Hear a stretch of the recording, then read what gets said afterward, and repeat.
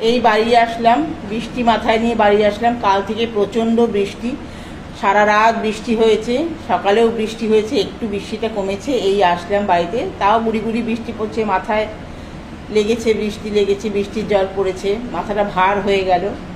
ঘরে কি ছিল না, বিড়ালের জন্য কোনো মাছ ছিল না, ওরা কি খাবে?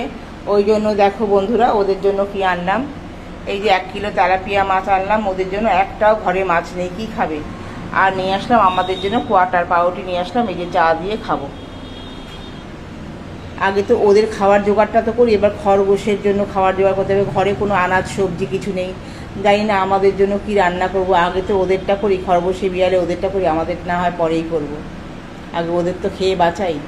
এই আসলাম, বৃষ্টির জল মাছের জল সব গায়ে লেগেছে, এখন স্নান করবো, জামা প্যান্টগুলো সার্ফে ভেজাবো, তারপরে স্নান করে ঠাকুর দিয়ে চা করব, তারপরে ভাত বসাবো, তারপরে দেখি কি রান্না করি।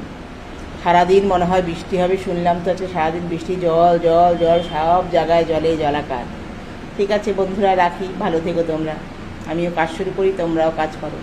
বৃষ্টির দিনে কাজটা একটু লেট হয়ে যায়। রাখছি, পরে কথা হবে।